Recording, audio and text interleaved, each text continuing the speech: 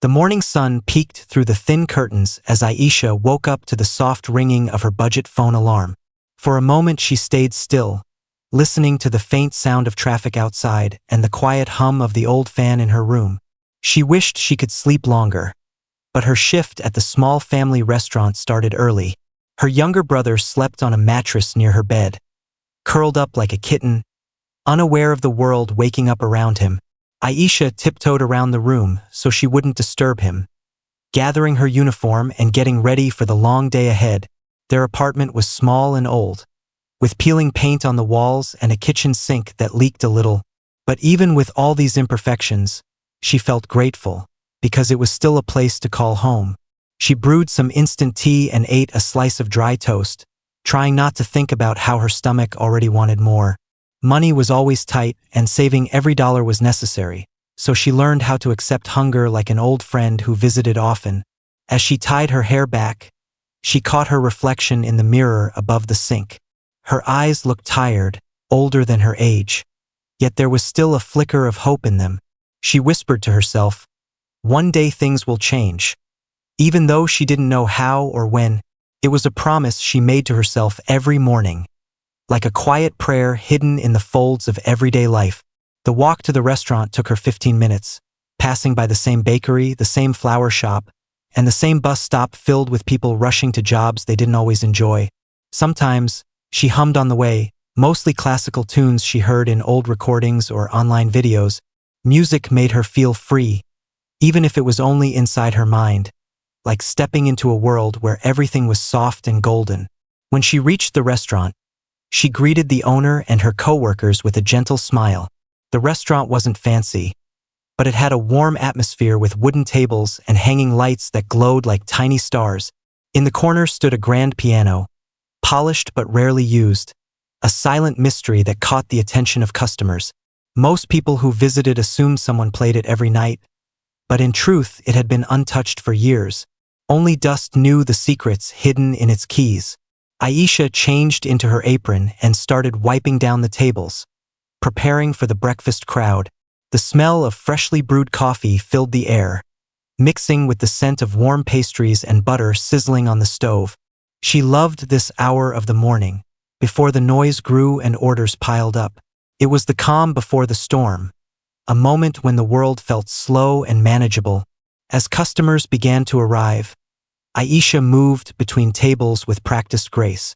Her voice was soft and welcoming as she took orders, remembering regular customers by their usual meals. There was the old man who always ordered oatmeal with extra honey, claiming it kept his heart strong. There was the young couple who shared a blueberry muffin every morning, laughing and whispering secrets. There were office workers who came in for quick takeout, their minds already on meetings and deadlines. Aisha admired all of them quietly, imagining what their lives must be like beyond the walls of the restaurant. Sometimes she wondered if they imagined her life too, or if she blended into the background like wallpaper. She didn't blame them, though, because most people didn't see waitstaff as individuals, just as hands that served plates and cleaned up crumbs. Still, she treated everyone with kindness, because she believed kindness was worth more than money. As she served a table near the piano, she brushed her fingers along the side of it, feeling the cool, smooth surface beneath her skin. She paused for a moment, remembering the feel of piano keys under her hands, the way the notes used to flow like water. She once dreamed of being a pianist, playing on grand stages with lights shining down like stardust. But life had other plans, and the dream became a memory, something she tucked away to survive the present. Her parents used to say she was gifted, that music lived in her fingertips. They encouraged her, saved what little they could for lessons, and cheered at her school performances. But after her father lost his job and her mother fell ill, all money had to go to medicine and bills. Piano lessons became a luxury they couldn't afford, and eventually, she stopped going. Even now, years later, her heart ached when she thought about it, like a bruise that never fully faded.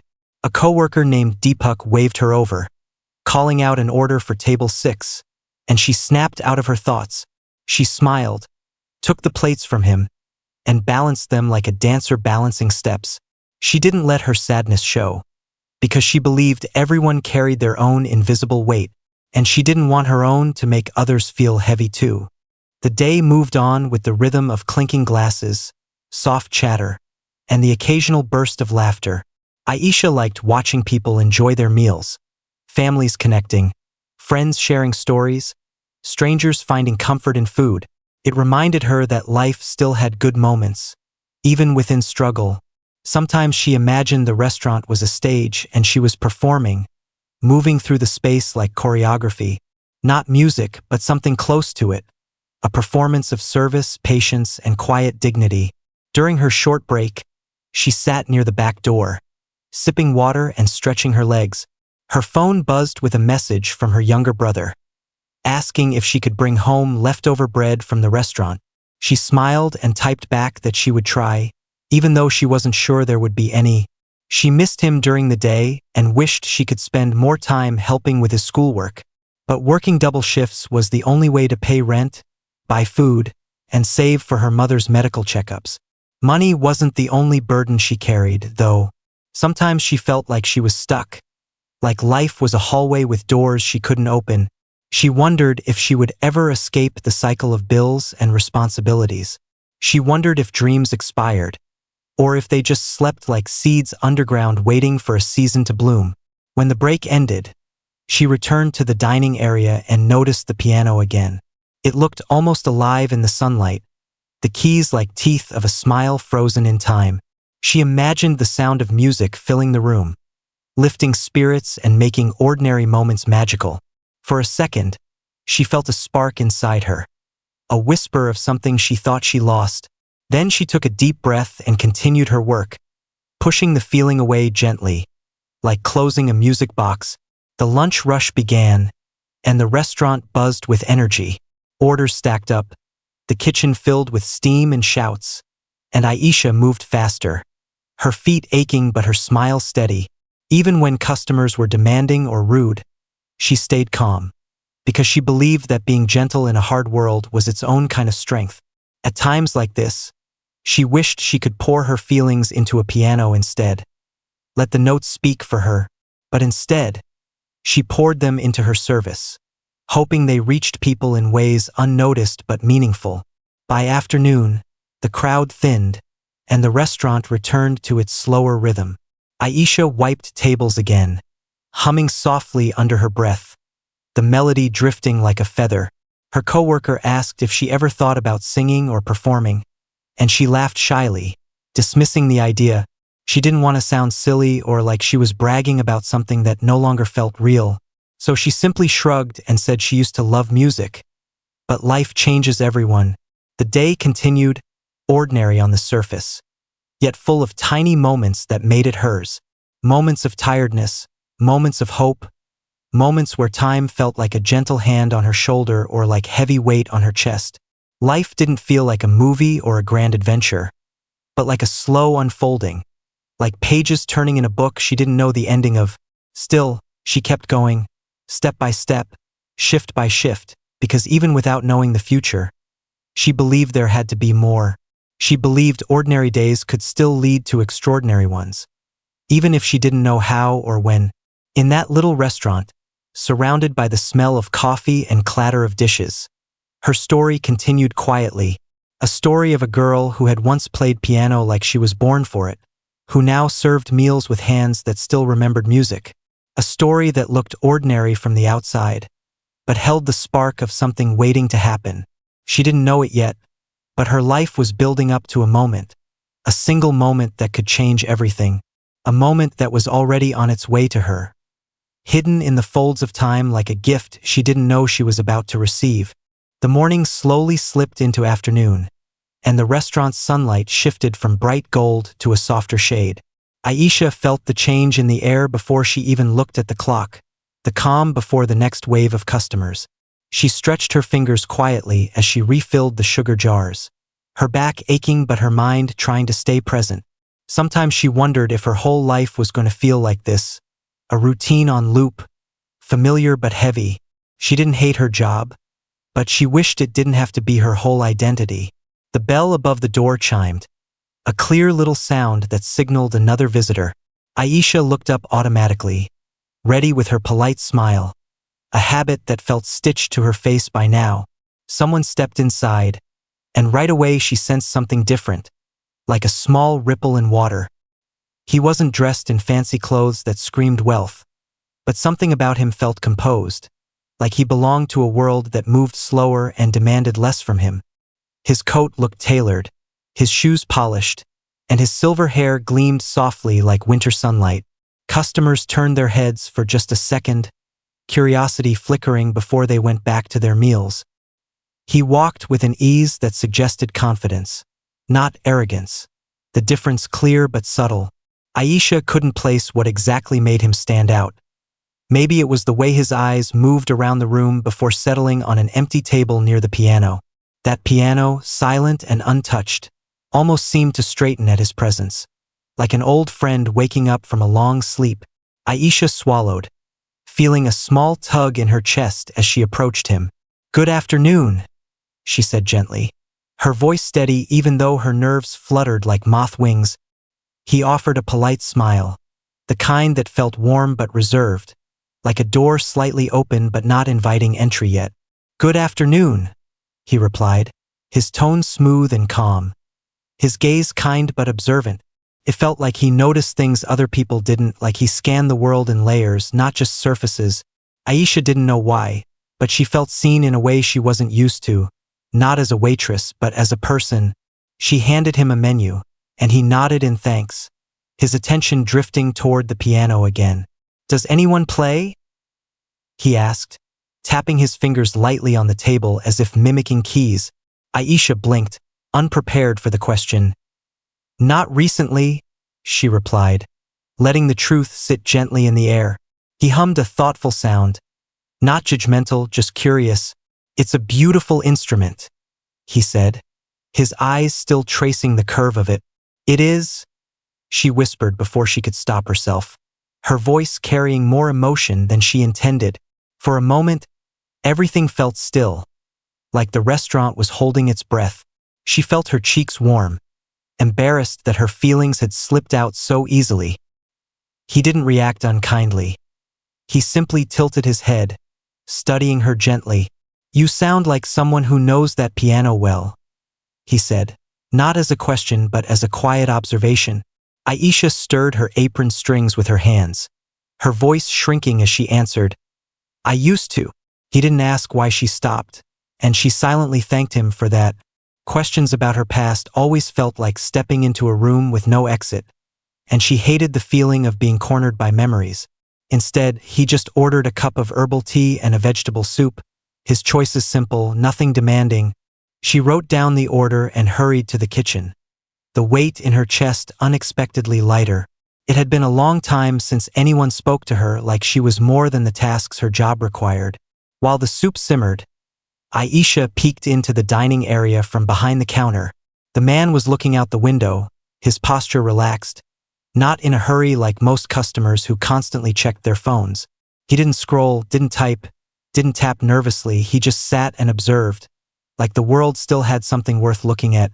There was something oddly inspiring about that, a reminder that life didn't always have to be rushed. She wondered how someone reached a stage where patience felt natural instead of forced. When she placed his tea and soup on the table, he thanked her softly, his voice low but sincere.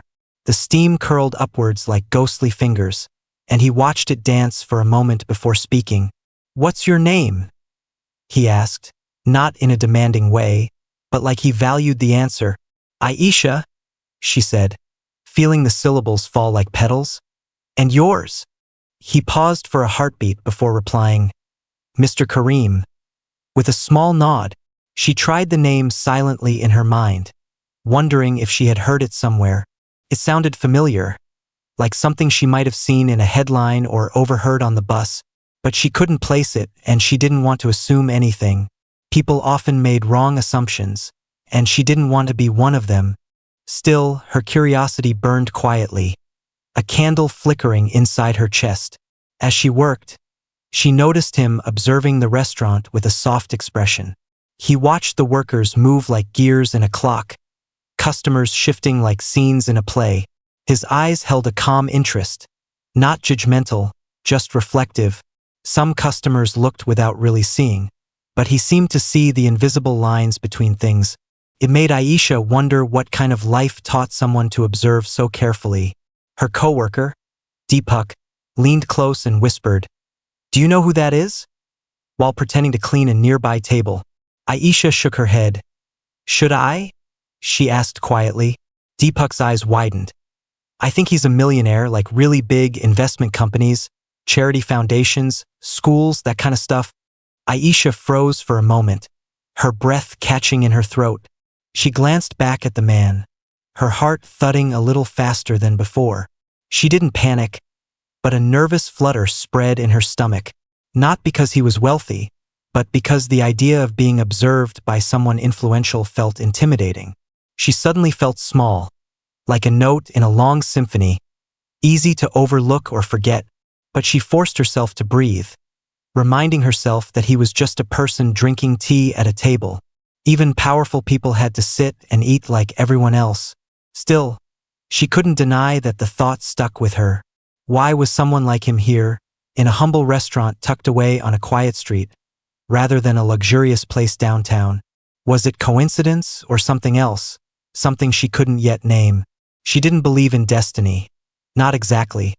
But she believed life sometimes brought unexpected moments like stepping stones, small chances that could lead somewhere, if one was brave enough to take them.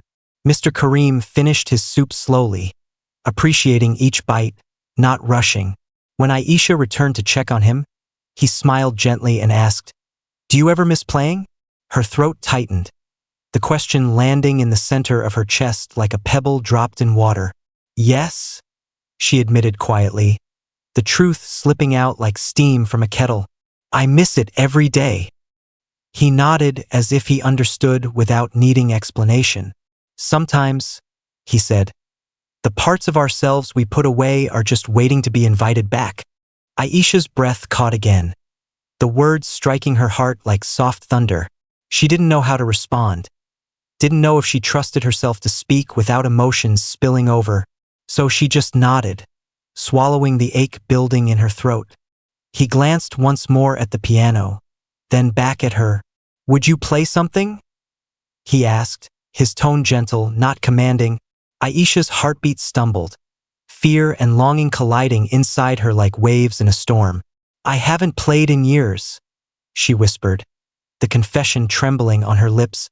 "That's all right," he replied. "Music doesn't judge time."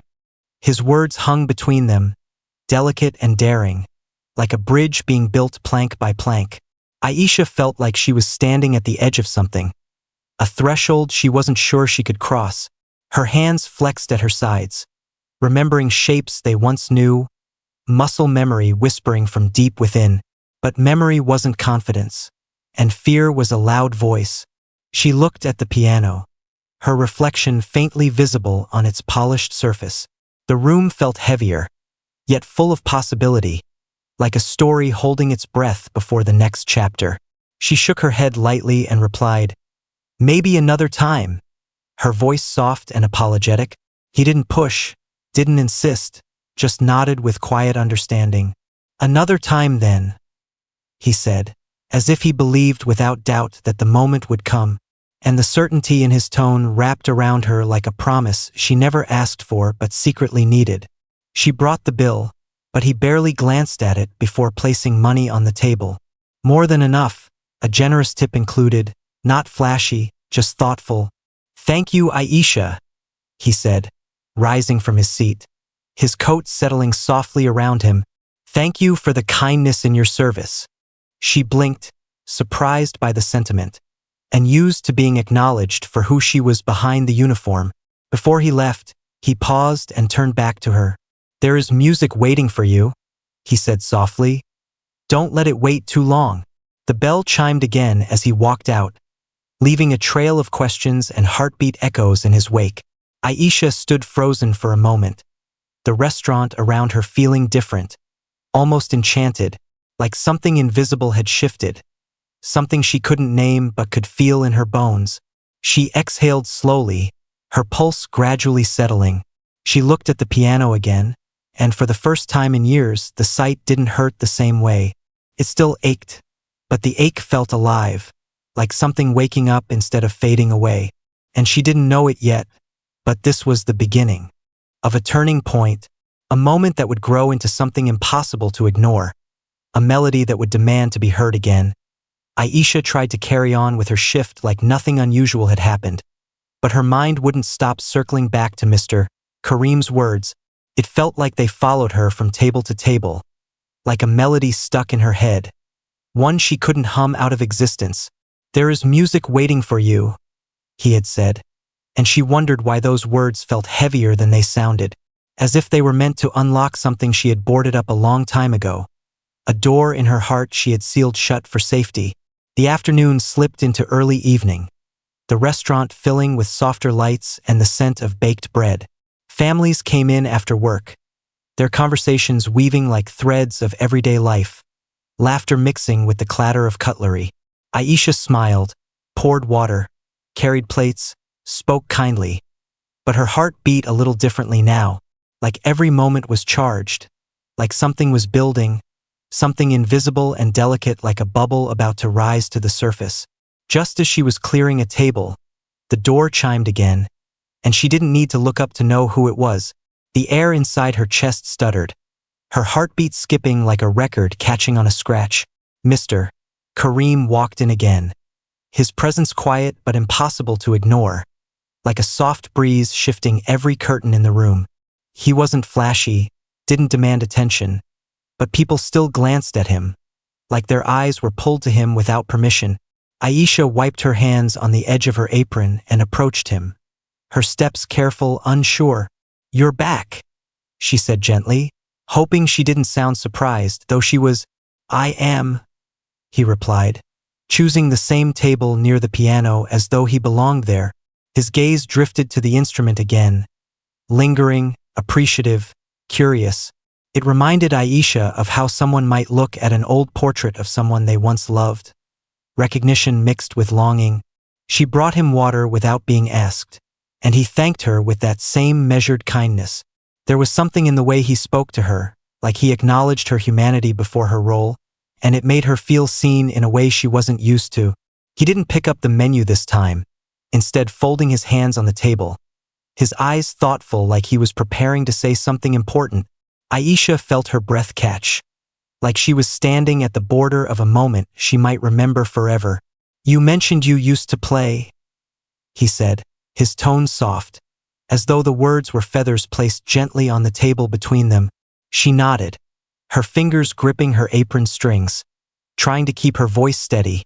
"I did," she said. "I learned as a child. I practiced for years. I stopped." She wished she could explain everything, but she had learned that pain didn't always need a narrator. Sometimes silence carried the story just fine. He didn't ask why she stopped, and she was grateful again. Then he did something unexpected, something that felt like a pebble dropped in a still pond, sending ripples far past the moment itself. "Would you play one piece now?" he asked, his voice gentle but clear, not forceful, not demanding, just offering a challenge like an open hand. Her breath tangled in her chest, fear rising like the tide. She laughed nervously, shaking her head before she even had time to think. "I don't know if I can," she said. "It's been too long. My hands will shake. I'll forget things, I'll make mistakes." He nodded slowly, as though her fear made perfect sense, not something to be dismissed or shamed. "Mistakes are part of music," he said. "Part of life too. If you never play, the silence will be the only thing you ever hear." She swallowed hard, his words landing like truth she didn't want to admit. "I'm not ready," she whispered, and she meant it, her fear like a lock around her ribs. He tilted his head slightly, the smallest smile ghosting across his lips. "No one is ever ready," he replied. "We only step forward or we stay where we are." His words made her chest ache, like her heart was trying to stretch into a larger space inside her. Before she could respond, a group of customers entered, and she excused herself, grateful for the escape.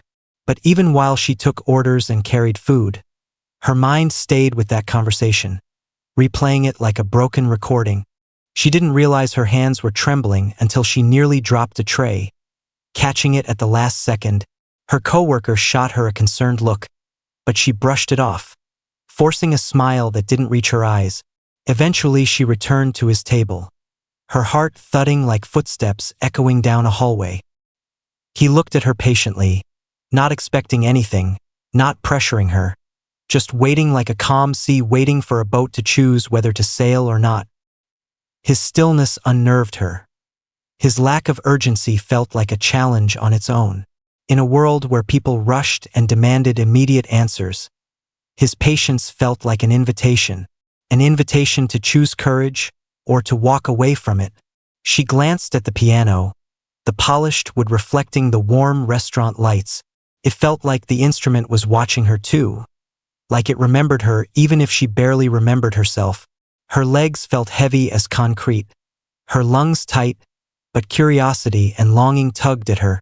"What if I can't do it?" she whispered to herself, echoing fears she never dared voice before. "What if you can?"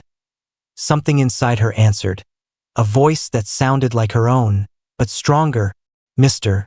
Kareem finished his water and placed his hands flat on the table, as if settling something within himself. "If you play," he said gently, "I will make you a promise. I will give you a reward, not as payment, not as pressure, but as recognition." Aisha's brows knit in confusion. "What kind of reward?" she asked, her voice barely above a breath. He smiled softly, the kind of smile that suggested secrets and stories. "A gift," he said, "one that may change something for you." Unease and curiosity wrestled in her chest, two animals locked in a quiet struggle. "I don't want to play for money," she said suddenly, afraid he misunderstood her dreams. He shook his head. "Not money," he said. "Something more valuable than money to the right person." His words stirred the air around her, as if the room itself leaned in to listen. She felt the pull of this moment like gravity, like fate, like possibility wrapped in risk. Just then, the restaurant grew quieter, the dinner rush settling down, conversations dimming to soft hums. A perfect window in time, small and fragile, a moment that could vanish if she blinked. Her gaze flicked to the piano again, and she felt the ache in her chest sharpen into something else. Not pain, not fear alone, something mixed, something like yearning, like hunger, like a pulse. Music had always felt like home, even when life had made her homeless from it. She stepped back, fighting tears she didn't want to show, and he watched her with kindness, not pity. "You don't have to say yes," he said. "This is not a demand, just a door. You choose whether to open it." She nodded, her throat tight, her mind racing. She wished she could see the future, know the outcome, avoid the risk. But she wasn't someone who got guarantees in life. She was someone who got chances, rare, small, fragile chances. Her coworker passed behind her and murmured, "Aisha, if he's giving you a chance, maybe take it. What if this is something good?" She didn't answer, but his words echoed her thoughts, bouncing around her ribcage like restless birds. She took a deep breath, her hands trembling, her heartbeat loud in her ears, and she realized something important, something terrifying and beautiful. She was more afraid of never trying than she was of failing. Aisha turned back to Mr. Kareem, her voice shaking but clear enough to hold the weight of her decision. "If I play," she said, "I'm not promising I'll be good. I'm not promising I'll remember everything." He nodded. "You only need to promise to try," he said, and something inside her finally clicked, like a key turning in a lock. "I'll try," she whispered, the words trembling like wings learning how to open. He didn't smile widely or clap or react dramatically. He just nodded once, as if confirming something he already knew. "Then when you're ready, the piano is waiting," he said, his voice a gentle anchor in the whirlwind inside her. He leaned back, giving her space like someone who understood the sacredness of decision. Not interfering, not pushing, just holding the moment steady like a lantern. Aisha stepped away, feeling the weight and freedom of her choice settle onto her shoulders like a shawl. For the rest of the evening, she worked with a strange calmness, like her fear had been seen and acknowledged and now sat quietly beside her. Not gone, but manageable, like a companion she could carry instead of a cage she was trapped in. She caught herself humming again, something she hadn't done out loud in ages. Her coworker noticed and smiled, and she didn't hide it this time. For the first time in years, she allowed herself to feel like music might still be part of her story. As she wiped the counter, the piano stood in her peripheral vision like a doorway. She had finally stepped toward. She hadn't opened it yet, but she had found the courage to hold the handle, and she didn't know it, couldn't know it, but her life had already begun to shift, not with trumpets and fireworks, but with a quiet challenge and a single whispered promise to try. Her journey was no longer asleep. It was stretching awake, yawning slowly, ready to grow. She looked up and met Mr. Kareem's eyes from across the room, and he nodded once as if to say, "Whenever you're ready." And for the first time, Aisha felt like maybe, just maybe, she could be. The restaurant lights dimmed little by little as evening settled, turning everything softer, gentler, as though the world itself was preparing for something fragile to happen. Aisha stood near the counter, drying her hands on her apron even though they were already dry. Her heart beating like it was trying to speak louder than her thoughts. She felt like she was standing on a cliff edge, wind brushing her face, fear at her back, possibility in front of her. Every breath felt like a question, every heartbeat like a reminder that she was here, right now, at the door of a decision she never asked for but somehow always needed. The piano seemed to glow in the corner, a quiet presence, not calling her but waiting, as though it had all the time in the world. Her throat tightened as she looked at it, the polished wood catching the light like water reflecting a memory. Her fingers tingled like they remembered shapes they hadn't made in years, like they already knew the keys, but her mind was scared, full of doubts like whispers, each one trying to pull her away. What if she sat down and nothing happened? What if her hands froze and she embarrassed herself in front of everyone? What if the dream she held so close to her heart had faded too much to ever come back? These were the questions swirling like smoke, clouding everything inside her. Her coworker, Deepak, approached quietly, placing a glass on the counter near her. "You look like you're standing in two places at once," he said, his voice soft enough not to startle her. Aisha blinked, realizing she had been staring at the piano without moving, without breathing properly. "I'm scared," she admitted, the words small, honest, trembling like a leaf caught in wind. "Being scared doesn't mean you're not ready," Deepak replied. "It just means you care." She wanted to believe him. She wanted to believe she could try without falling apart. But fear was a heavy thing, and every step toward the piano felt like dragging chains. She thought of her younger brother at home, the hope in his eyes whenever she smiled, the trust he placed in her without question. She thought of her mother's hands, weak but tender, brushing Aisha's hair from her face and whispering how proud she was, even if Aisha didn't feel proud of herself. And she wondered, if she played now, would she be honoring them or risking disappointment? Across the room, Mr. Kareem sat quietly, not watching her like a test, but simply present, patient, as though he was a lighthouse and she was a boat trying to find direction. There was no impatience in his posture, no pressure in his expression, just calm understanding. It almost made her more nervous, this kindness, because she wasn't used to gentle chances. She was used to hard choices forced by survival. Her hands shook as she walked toward the piano, each step feeling like it rearranged the world beneath her feet. Customers glanced her way, curiosity flickering but not harsh, just wondering, just witnessing. For a moment, she wanted to run back, hide in the kitchen, bury herself in tasks until the feeling passed. She reached the piano and stopped, inches away, like standing in front of an old friend she hadn't spoken to in years. Her fingertips hovered over the closed lid, afraid to touch it, afraid it would feel unfamiliar, foreign, like a stranger instead of home. A voice inside her whispered, "Open it." Another whispered, Don't. Her chest felt like it was holding a storm, lightning and rain battling for space. She closed her eyes, inhaled, exhaled, and slowly lifted the lid. The soft click sounding louder in her ears than it should have. The keys gleamed under the lights, ivory like moonlight, black keys like shadows. A landscape of memory stretching in front of her. She sat down, unsure of how she managed it. Her knees weak, her spine stiff, her breath trapped in her chest. Her co-workers paused what they were doing, not dramatically, just respectfully.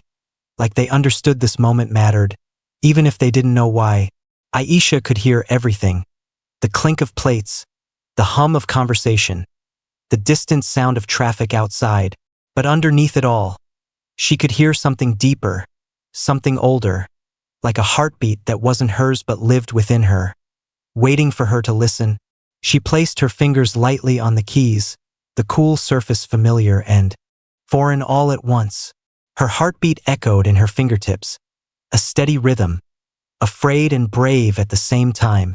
She pressed a single note, soft, shaky. The sound barely there yet somehow filling the room. Her breath broke in her chest at the sound. The memory of it, the truth of it, like hearing her own voice after years of silence. Tears stung her eyes and she blinked hard, not wanting to cry. Not now, not in front of everyone, but emotion had its own timing, and sometimes it refused to wait. She lifted her hands again, panic rising. What if that one note was all she had left? What if the rest was gone, lost to time? She pressed another note, then another, a small progression like steps on a path she once knew by heart. Her hands trembled, but they didn't stop moving. They found their way to a simple melody, one she had learned when she was small. Something easy, gentle, like a lullaby she used to play for her brother when he was sick. The sound wavered at first, uneven like a candle flame in wind. Then it steadied, just a little, like the flame found a shelter. She felt the room shift, conversations slowing, forks pausing, breaths holding. No one spoke, no one interrupted. The space around her filled with quiet respect. Her fingertips danced in small, uncertain steps, but they were moving, they were trying, and that mattered more than perfection. She wasn't performing yet. She wasn't sure she ever would. Not like she used to dream.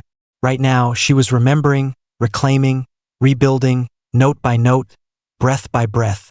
Her heart still raced, fear still whispered, but something else rose with it. A spark, a warmth, like sunlight breaking through clouds. The melody faltered halfway, her fingers stumbling, freezing for a heartbeat that felt like an eternity. Her pulse hammered in her ears, embarrassment flooding her face with heat. She looked up, ready to apologize, ready to abandon everything and run back into hiding. But then she saw Mr. Kareem, sitting calmly, nodding at her with gentle encouragement. His eyes saying without words, "It's all right." Her coworker gave her a small smile from the counter, and a customer mouthed, "Beautiful." So quietly she almost didn't believe it. The kindness in the room felt like hands lifting her instead of pushing her down. She exhaled shakily and lowered her gaze back to the keys. This is enough, she thought. I don't have to be perfect, I just have to be here. So she tried again, the melody returning like a whisper, a memory, a friend. She finished the small piece, the last note lingering like a sigh in the air. Silence followed, not empty, but full, like the room was absorbing what just happened. Her heart thudded painfully, terrified of the response. Then a soft sound, one pair of hands clapping, then another, and another. A wave of gentle applause filled the room, warm, not loud, not overwhelming, respectful, grateful, proud. Aisha stared at her hands, unsure how they had done what they just did. Her chest felt heavy and light at the same time, like she had set something down and picked something up in the same moment. She turned to Mr. Kareem and he stood, bowing his head slightly in admiration. "You didn't just play," he said quietly. "You returned." Aisha felt tears threaten again, but this time they didn't feel like breaking. They felt like releasing, like healing, like something blooming. "I was so scared," she whispered, voice cracking like old wood. He nodded. Courage isn't the absence of fear, he said. It's showing up while afraid. She didn't know what to say, didn't know how to hold this moment in her hands without dropping it, but she felt something new inside her. Something she hadn't felt in years, possibility. Not certainty, not confidence, but the beginning of both. A seed, small and fragile, but real. Behind her, the piano gleamed like it was smiling. She touched the keys once more, gently. A thank you only she and the instrument could hear. She stood from the bench, her legs shaking but her steps steady. She turned back to her work, not because she was retreating, but because her life was continuing, now with a new thread woven into it. Work didn't feel lighter, but she did, just a little. She took orders with a calmer heart, carried plates with steadier hands, and felt her voice settle back into her chest like it finally knew where it belonged. And every time she glanced at the piano, she didn't feel pain. She felt a pull, a direction, like a compass remembering north. Mr. Kareem left quietly, leaving behind a business card on his table. Not flashy, not bold, just a simple white card with his name and a number, a note written on the back. If you choose to continue, I will help. No pressure, no promises that guaranteed success. Just a door, just an option. Aisha held the card like it was made of glass and dreams. She didn't know what would happen next, didn't know if she would call, didn't know if she was brave enough to step into whatever that offer meant. But for the first time, she felt like she had a say in the story of her life. Not just reacting, not just surviving, not just enduring, choosing, becoming. The world hadn't changed, the restaurant was the same, the shift was the same, her pay was the same. But she had changed, even if only a little, even if only inside.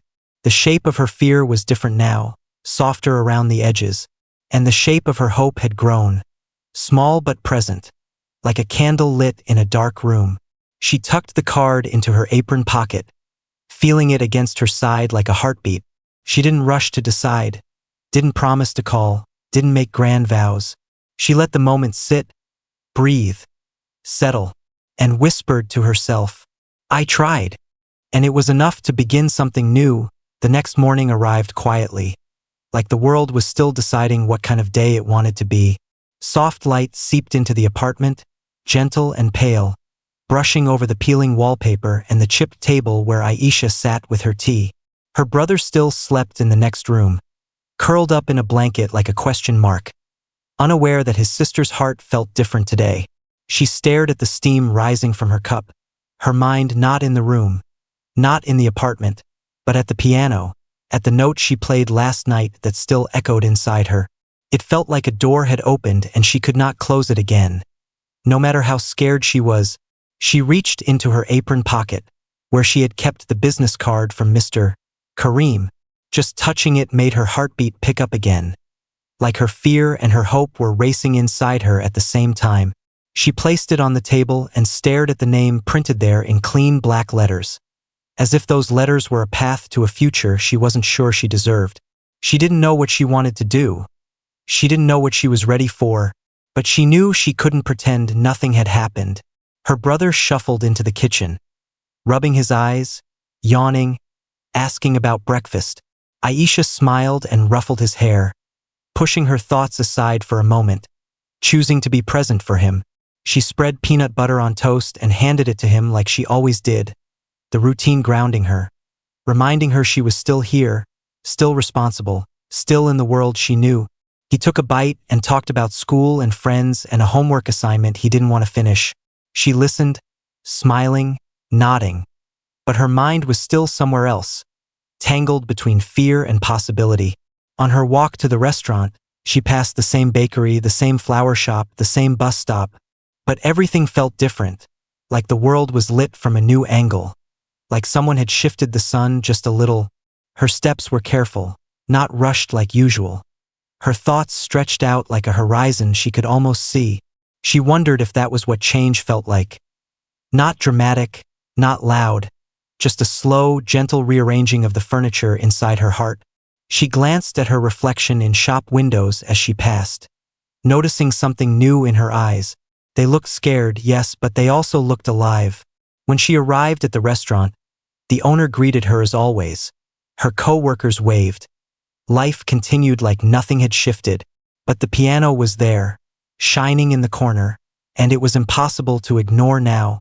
It was like it knew, like it was waiting, not impatient, not demanding, just present, like a friend standing beside her, ready to hold her hand if she let it. Work flowed around her like water, customers arriving, trays clattering, silverware chiming, conversations weaving into each other like threads. But the memory of the music she played last night clung to her like perfume she couldn't wash away. Sometimes she caught herself humming, then stopping suddenly, embarrassed, like she had revealed a secret she wasn't ready to show the world. Her co-workers noticed, offering encouraging smiles, the kind that made her chest warm. It felt like they were rooting for her without needing to understand everything.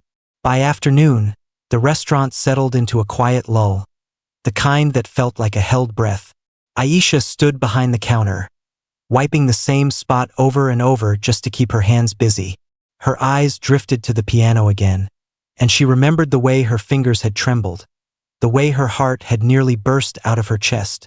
She remembered the applause, the smiles, the feeling of being seen not as a waitress but as someone who could create something meaningful, something real, something that felt like her.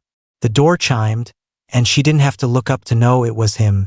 Her heartbeat skipped like someone had cut a string inside her, her breath catching mid-inhale. Mr. Kareem walked in, his steps unhurried, his expression calm, not anticipating anything from her. He sat at the same table as before, the one near the piano where the sunlight always fell just right. She approached with a smile she tried to steady, her pulse racing like it wanted to run ahead of her. "Good afternoon," she said, the words delicate, like they might shatter if she breathed too hard. "Good afternoon," he replied, his voice the same soft gravity that made the room feel different. He didn't mention the piano, didn't mention last night, didn't ask anything of her, and somehow that made her want to speak even more. She placed water on the table and lingered for a moment, unsure if she was allowed to hope. "I've been thinking," she said suddenly, surprising even herself. He looked up, encouraging but not intrusive, the space between them filled with possibility. "I don't know what I'm doing," she confessed, her voice trembling like a thread pulled too tight. He nodded. "You don't need to know," he said. "You only need to listen." "To what?" she whispered. "To yourself," he answered, like the word was a compass. She swallowed, the silence between them gentle, not heavy.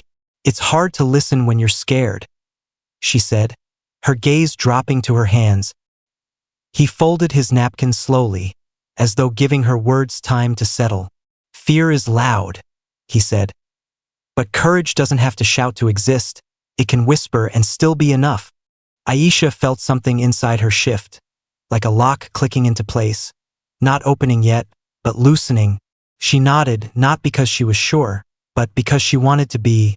He ordered tea, and she stepped away to prepare it, her heartbeat guiding her steps like a metronome. As she placed the cup down in front of him, he spoke again, gently, carefully. "Last night, you touched something true," he said. "Not just music, something inside you." She didn't know how to answer, so she let her silence be her response. He smiled, the kind of smile that didn't ask, didn't expect, just understood. Then he said the words that would change everything. "I'm hosting a gathering soon," he said. "A small event, nothing grand, a place where music lives." Aisha felt her breath halt in her chest like time itself had paused. "I would like to hear you play there, if you choose to." The restaurant seemed to sway around her, not physically, but in the space of her thoughts. Her hands tightened around the tray, the edges pressing into her palms, grounding her. "I can't," she said without meaning to, fear speaking before she could. He nodded, not disappointed, not surprised. "You don't have to decide today," he said. Aisha stared at him, feeling like she was standing in two lives at once, the one she knew and the one she could have. She imagined herself on a stage, her fingers moving like wings, music flowing like breath, and the image terrified her not because it was bad, but because it was good, too good, so good she didn't know if she deserved it. She walked away before the tears could form, retreating to the kitchen where she could breathe again. Her coworker found her there, leaning against the counter, eyes closed as if holding the world still. "He asked you again, didn't he?" Deepak said softly. She nodded, unable to speak. "You don't have to be ready to start," he said. "You just have to start to get ready." Aisha let out a shaky laugh, surprised by how much truth could fit in one sentence. Hours passed, the day winding down like a song reaching its final notes. Mr. Karim finished his tea and stood, leaving payment and a folded napkin on the table. Aisha approached to clear it, her hands steadying as she unfolded the napkin. 3 words were written inside, small but strong. "Play your life." No instructions, no demands, just a map made of belief. Aisha tucked the napkin into her apron, feeling its weight like a heartbeat. She looked up and saw him standing near the door, watching her with the softness of someone who knows a storm is coming but believes rain brings growth. He nodded once, and then he left, the bell chiming like a promise. The restaurant emptied, the lights dimmed again, and the piano was the last thing she faced before closing. She approached it slowly, her fingers brushing the side of it, like greeting something she had lost and found again. She sat, hands trembling, breath shallow, heart loud. Not to perform, not to impress, just to play, even if only one note. She pressed a key, and the sound rose like dawn, soft, fresh, full of possibility. Then another and another. The melody was small, fragile, unfinished, but it was real. It was hers. And for the first time, she didn't feel like she was chasing music. She felt like music was coming back to her. Note by note, breath by breath, Aisha began to play her life. The days that followed felt different, like the world had shifted 1 inch to the left and nothing lined up the way it used to. Aisha moved through her routines as always, tying her apron, wiping tables, greeting customers. But there was a new current humming beneath everything. It was like music had re-entered her bloodstream, slow and steady, spreading warmth where coldness used to sit. She felt it when she unlocked the restaurant in the morning, when she walked past the piano on her way to the counter, when she caught herself humming without realizing it. The music wasn't loud. Not yet. It was like a seed sprouting underground, unseen but unstoppable. Her coworkers noticed the change first, in little ways. "You look lighter," one of them said, handing her a tray of drinks. "You're smiling more," another observed, as if it were a rare celestial event and they were witnessing it in real time. Aisha didn't know how to respond, because she didn't feel like she was smiling more. She just felt like her face had remembered how. It was strange, feeling parts of herself wake up that she thought she had buried, like finding old letters in a drawer she thought was empty. The restaurant owner, a kind woman with tired eyes and a gentle voice, approached Aisha one afternoon as she refilled the napkin dispensers.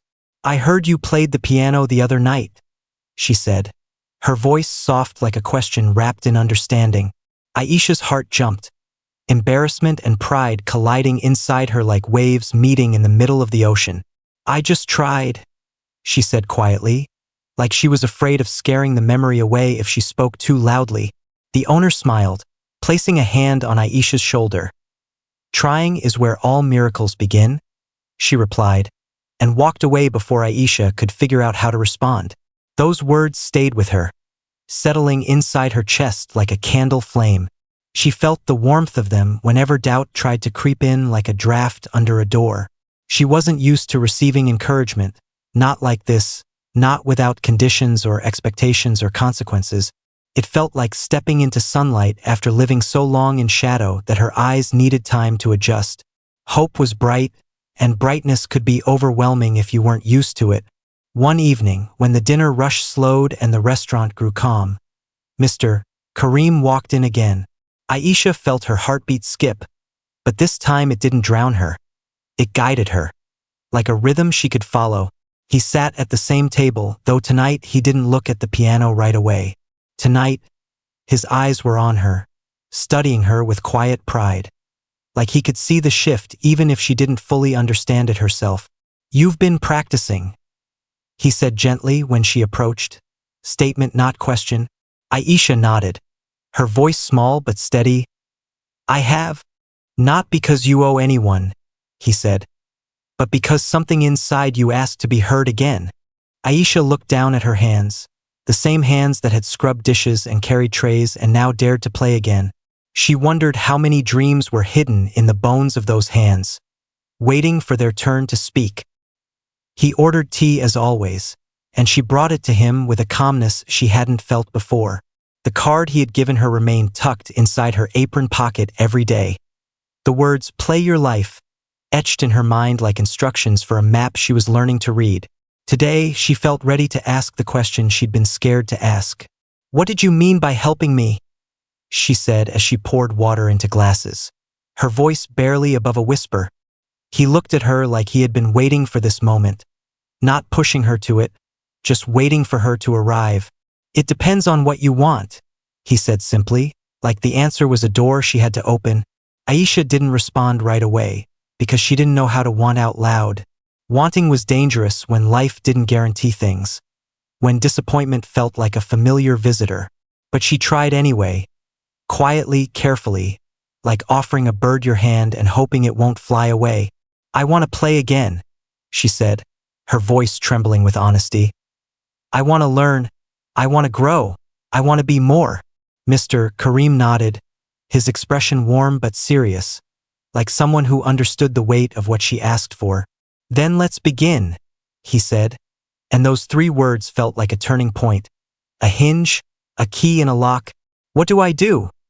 she asked, breathless, afraid and excited and unsure if she should sit or run or cry. "Start where you are," he said. "Sit at the piano, play whatever lives inside you today. Not what you think should, not what you used to play, just what you can, right now." Aisha swallowed, the piano suddenly feeling both closer and farther than ever. The restaurant was quieter now, the perfect kind of quiet, the kind that felt like a stage without a spotlight. Just a moment, just a chance, just a beginning. She walked toward the instrument, her steps slow, each one echoing in her ears like footsteps in a cathedral.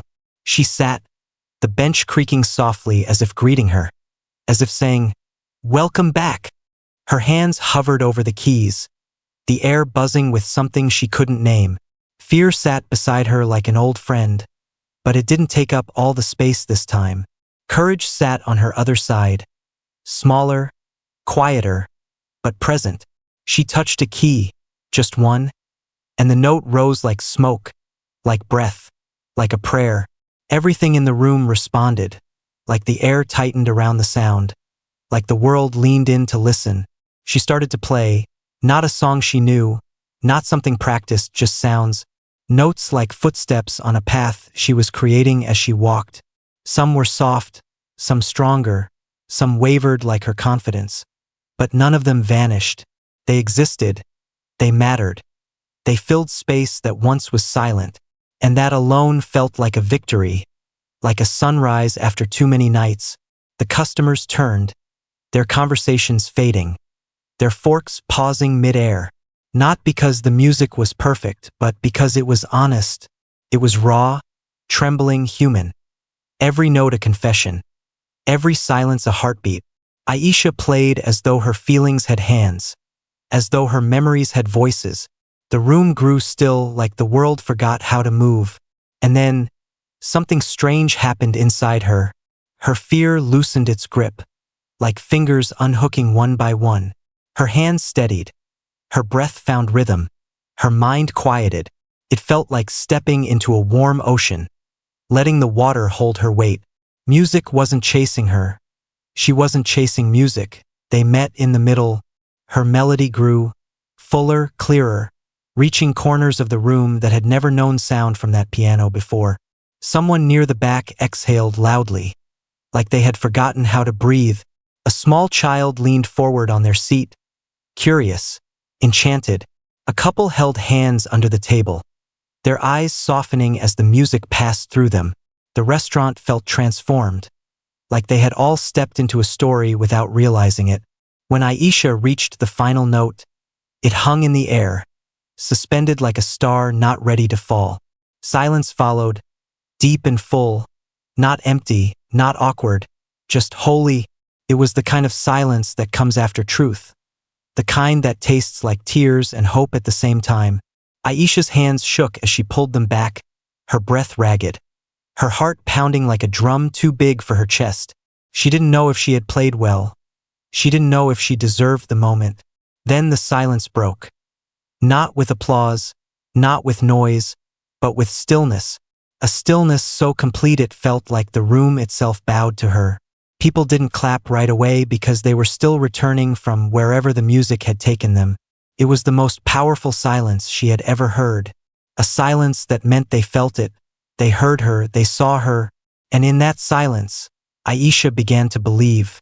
Not fully, not forever, but enough. Mr. Karim stood, his eyes shining like someone who had just witnessed the start of a miracle. He approached her but didn't touch her, didn't rush. He leaned down slightly, voice low, respectful. "Aisha," he said, "this is only the beginning." Her breath hitched, a sob trapped in her chest but not ready to fall. She nodded, unable to speak, because speaking might break the moment, might scatter it like fragile glass too delicate to hold. She looked at the piano, then at her hands, then at the room that felt both ordinary and extraordinary. She wasn't dreaming, she wasn't pretending, she wasn't wishing, she was doing, she was becoming, one note at a time. And for the first time in her life, the silence that followed didn't scare her. It welcomed her, it held her, it said, "Stay." The restaurant felt different after that performance, like the air had been rearranged and every molecule had heard something it would not forget. Aisha stood from the piano bench with trembling legs, her knees unsure if they could hold her weight in this new world she had stepped into. Her hands hovered near her sides, fingertips still tingling, as if the music hadn't finished leaving her body yet. She didn't know where to look, didn't know where to stand, didn't know how to return to being just a waitress after being something more. The room felt slow, like time had thickened, like everything was moving through honey instead of air. Then applause started, soft at first, like raindrops on a quiet roof. A single pair of hands, then a second, then a third, each one joining like waves growing into an ocean. Aisha's breath caught in her throat, her eyes widening as customers rose from their chairs, some still wiping their eyes, others pressing hands to their hearts. It wasn't loud or wild, it wasn't chaotic, it was heartfelt, like every clap was a thank you, like every sound said, "We see you." She stood frozen, that applause washing over her, healing places inside her she didn't even know were wounded. Her coworker Deepak whistled quietly, not to show off, but because he was so impressed he didn't know what else to do. The restaurant owner clapped too, her smile warm and proud, like a mother watching a child take their first steps after a long fall. Aisha felt tears gathering at the corners of her eyes, but she blinked them back, not wanting to break the moment with her crying. She didn't feel small anymore. She didn't feel invisible. She didn't feel like just another shadow passing through the world. Right now, she felt like someone who mattered, someone with a voice that could be heard without speaking. Mr. Karim approached slowly, not wanting to overwhelm her. His steps careful, respectful, as if nearing a sacred space. He didn't clap loudly, but he didn't need to. The look on his face was applause enough, pride, relief, admiration, all softened by respect, as if he understood that this moment was not his to claim, only to witness. He stopped a few feet away, allowing her the space to breathe, to exist, to choose what came next. "Aisha," he said quietly, her name sounding like a new chapter instead of a label. She looked up, cheeks flushed from nerves and music and the feeling of being seen. Her hands clasped together to stop their trembling. Her voice caught somewhere behind her heartbeat. "I don't know what happened," she whispered, her voice shaking. I just played." "You didn't just play," he said, You opened a door. Aisha felt those words settle inside her like seeds falling into soil. Uncertain but hopeful, waiting for light. He extended his business card again like a reminder. Not a demand, not a rope pulling her, just an offering. My foundation supports young artists, he explained, each word gentle and clear. We provide scholarships, training, mentors, instruments, spaces to grow. He paused, watching her reaction, making sure she wasn't drowning in his words. I believe you can go further than this, he continued. I believe you can study, perform, build something with your gift. Aisha swallowed hard, her throat tight, her heartbeat kicking against her ribs like it wanted to run toward a future she still feared. I don't have money, she blurted, like the confession might cancel everything. Might make the dream crumble if she said it out loud. He shook his head. This isn't about money, he said. This is about potential commitment, willingness to try.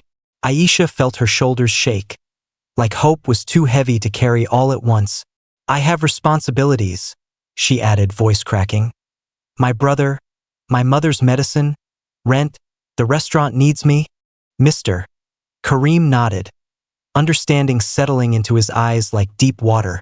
Life doesn't pause for our dreams, he said.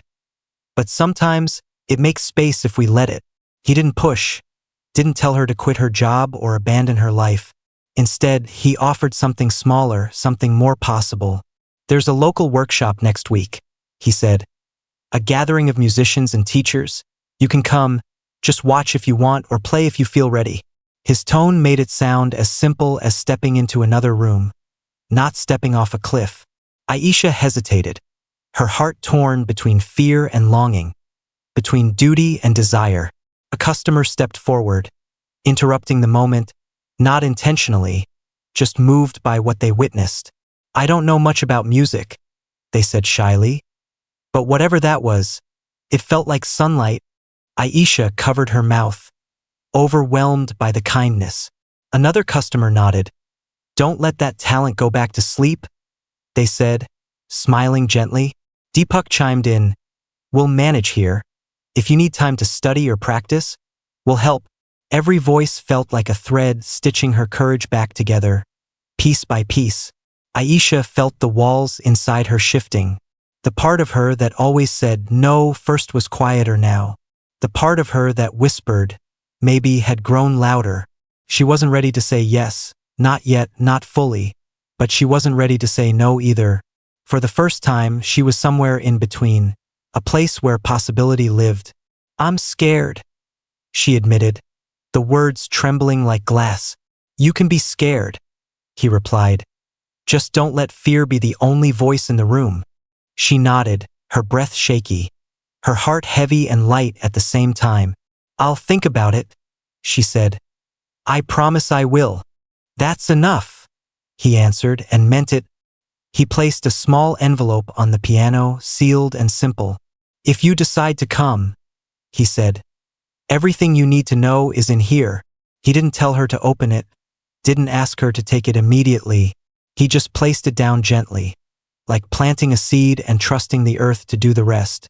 Then he stepped back, offering her space, her choice, her pace. The applause had faded now, replaced by a soft hum of conversation as customers returned to their meals. But the energy had changed, like the restaurant had absorbed the moment and was holding it like a memory on the walls. Aisha excused herself and slipped into the kitchen. Needing a moment to breathe, she leaned against the counter, pressing her palms flat against the cool metal, letting it anchor her. Her coworker joined her, quiet but present, like a friend who didn't need to speak to show support. What if I'm not good enough? She asked, barely audible, like the question was meant for the tiles beneath her feet. You played with your heart, her coworker said. People feel that. What if I fail? She whispered, pushing the words out before they crushed her from the inside. Then you'll try again, he replied, simple, honest, not magical but real. What if I disappoint everyone? She asked, voice breaking. You can't disappoint people who want to see you grow, he said, and she realized she wanted to believe that, even if she didn't yet. Aisha returned to the dining area to finish her shift.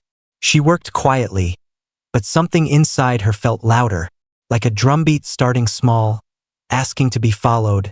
She avoided looking at the envelope for as long as she could, but the piano kept pulling her gaze, gently, patiently, like a magnet on her heart.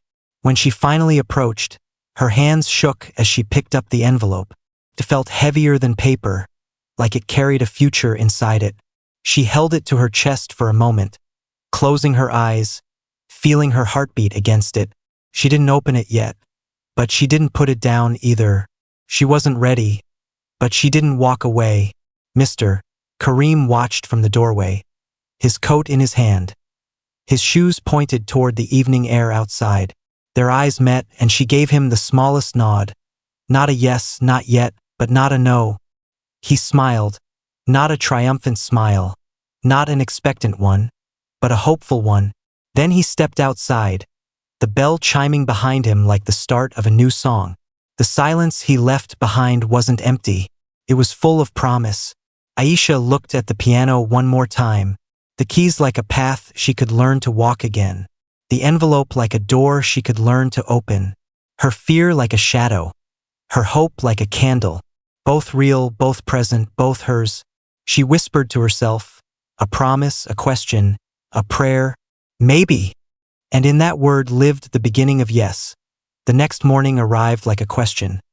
Gentle sunlight filtering through Aisha's curtains as if asking what she would choose today. She lay awake before the alarm rang, staring at the ceiling, feeling the envelope on her nightstand like a heartbeat outside her body. Her brother snored softly in the corner, the rhythm familiar, grounding her in the world she knew. But her heart was somewhere else, somewhere between here and whatever was waiting beyond the edges of her routine. She sat up slowly, like rising too fast might scare the future away. Her hands hovered over the envelope for a long time, fingertips trembling, breath light and thin. It was just paper, just ink, just words, but it felt alive like a doorway or a bridge or a beginning. She took a deep breath and opened it carefully, like it might break if she rushed. Inside was a letter on thick, cream-colored paper and a simple invitation. The letter offered a scholarship audition, a place in a music workshop, transportation assistance, and reassurance written in gentle ink. Come learn, it said. Come try. Not come succeed. Not come prove yourself. Just come. The invitation was for the following weekend. A date circled in blue, buffering her fear with time. Aisha pressed the letter to her chest, her heart pounding like footsteps running toward something she wasn't sure she could catch. She whispered to herself, maybe, because she still couldn't say yes, not yet. At the restaurant, everything looked the same. The tables, the lights, the smell of coffee, the piano gleaming in its corner. But inside her, nothing felt the same. Like she had shed something old and wasn't sure how to move in this new skin. Her co-workers greeted her, and Deepak raised an eyebrow, noticing the envelope sticking out of her bag. Did you open it? He asked quietly, like the question needed gentleness. Aisha nodded, her breath shaking just a little. And? He pressed, eyes wide with hope for her. I'm thinking, she said, the words tasting like hope and fear mixed together. He smiled, like that was enough, like thinking was movement, like thinking was progress. You don't have to run, he said. Just don't stop. Aisha nodded, letting the words land softly in her chest. That night, after her shift, she stayed behind when everyone left, the piano calling to her like a lighthouse in fog. She didn't sit to play right away. She just stood next to it, her palm on the polished wood, breathing slowly. She could feel her heartbeat through her hand, as if the piano could hear it, as if the piano understood. She sat and told herself she would play only one note, nothing more, just one. Her finger pressed the key and the sound rose like a quiet affirmation. Then another note, then another, the melody forming like a path under her feet, each step revealing the next. She played until her fears softened, until the music felt like home again, until her body remembered what her mind kept doubting. She left the restaurant late, locking the door behind her, the night air cool and forgiving. She didn't know if she was ready for the workshop, but she knew she was ready to try to be ready, and maybe that was enough. The week passed like chapters. Each day a new step she didn't realize she was taking. She practiced when the restaurant was quiet. She hummed while sweeping the floors. She tapped rhythms on the counter while waiting for orders. It was like music had seeped into her bones, steady and persistent, asking politely to stay. Her brother noticed too, watching her with sleepy eyes at breakfast, curious but supportive. "Will you play at the workshop?" he asked one morning, mouth full of toast. Aisha hesitated, unsure how to answer. "I want to," she said finally. "I want to try." He grinned, the kind of grin that carried belief like a gift. "That's what matters," he said, not realizing he had given her courage with that simple sentence. Courage had always felt like a mountain, but now it felt like footsteps, small and steady. The night before the workshop, she lay awake, staring at the invitation on her dresser. Her mind crowded with what-ifs. What if I fail? What if I'm not good enough? What if they laugh? What if I disappoint myself? But then another question slipped quietly in, like a whisper under a door. What if this is how everything changes? It was a softer question, fragile but bright, and she held it like a candle inside her chest. When dawn came, she dressed slowly, not elegantly, but deliberately, like preparing for a beginning. She tied her hair back, smoothed her shirt, packed her music notebook even though it was nearly empty. She looked into the mirror, saw fear, saw hope, saw someone standing on the threshold of two different lives, and she whispered to her reflection, "Maybe is enough to start." She arrived at the address on the invitation. A community hall near a park, sunlight spilling through tall windows, voices floated inside, laughter, warm-ups, finger exercises on keyboards, the sound of scales like birds stretching their wings. Aisha stopped at the entrance, her hand on the doorframe, her feet frozen, fear wrapping around her ankles. Then she felt a presence beside her, and she turned to find Mr. Kareem standing there, hands in his coat pockets, eyes kind. "You came," he said, not as a celebration, not as an expectation, but as something true. "I did," she replied, voice trembling like a string under tension. He nodded toward the door. "Take your time. There's no rush." Aisha inhaled, then stepped inside, the door closing behind her like a page turning. Inside, she saw students of all ages. Teenagers, adults, elders, all carrying music in their hands or in their eyes. No one looked perfect, no one looked certain, they all looked human, and somehow that helped. A teacher approached her, smiling warmly. "Welcome. I'm glad you're here." Aisha nodded, unable to speak, the kindness too heavy to hold without breaking. They began with simple exercises, finger stretches, scales, breathing techniques. Aisha stumbled, hesitated, forgot things, apologized too much, but no one laughed. No one rolled their eyes. No one made her feel small. Instead, they encouraged her, corrected her gently, treated her mistakes like steps, not failures. Her shoulders loosened by inches, her breath steadier, her heartbeat no longer drowning her.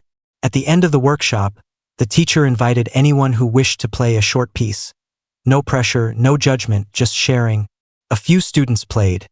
A young boy with quick fingers, an older woman with shaky hands but a brave heart, a middle-aged man who played like the music knew him deeply. Aisha felt the envelope in her bag, felt the workshop around her, felt the piano calling, gentle and patient. She stood, her knees quivering, and walked toward the piano, the room quieting around her. She sat, exhaled, placed her hands on the keys. She didn't play something complicated. She didn't try to impress. She played the melody that lived inside her chest, the one that had followed her home from the restaurant. The music rose, fragile and honest, like a bird learning to fly while still afraid of falling.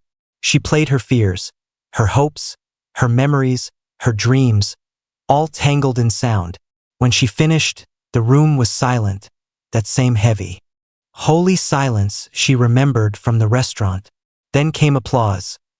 Not explosive, not loud, but full, warm, like hands lifting her gently. And Aisha realized something. Something simple and enormous. She could do this. Not perfectly, not easily, not without fear. But she could do it. Afterward, the teacher approached her, eyes bright. You have a story in your hands. They said, let's teach them how to speak. Aisha felt tears finally fall. Not from sadness, not from fear, but from relief. Relief that her dream hadn't died. It had waited for her to return to it, waited for her to grow into someone who could hold it. She wiped her tears and nodded. I want to learn, she said, voice steadier than it had ever felt. Then we'll teach you, the teacher replied, simple as that.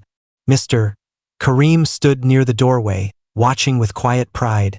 He didn't ask for thanks, didn't claim the moment, didn't step into her spotlight. He just nodded once when she met his eyes, like passing a torch she now knew how to carry. Aisha approached him, the workshop bustling behind her, her future humming like a song warming up. Thank you, she whispered, not just for the opportunity, but for seeing her, for believing before I knew how to. You did the work, he replied. All I did was open a door. Aisha smiled, the kind of smile that came from the heart, not the habit. I think, she said softly, I'm ready to walk through. He nodded, stepping back, giving her the space to move forward on her own. Aisha left the workshop with music sheets tucked under her arm and a spark in her chest that didn't feel breakable anymore. She walked down the street, the world looking the same but feeling entirely new. The sky above her seemed wider, the air lighter, the ground steadier beneath her feet. She knew the journey ahead would be hard, full of challenges and doubts and days where she wanted to quit, but she also knew she wouldn't be walking it alone. Not anymore. As she reached her street, she paused, looking up at the sky. For the first time, she didn't whisper, maybe. She whispered, yes. A yes made of fear and hope and music and courage. A yes that sounded like the first note of a brand new song. And just like that, her story didn't end. It began, one note at a time, one step at a time, one yes at a time. Aisha walked forward, carrying her dream like a melody, and the world felt ready to listen.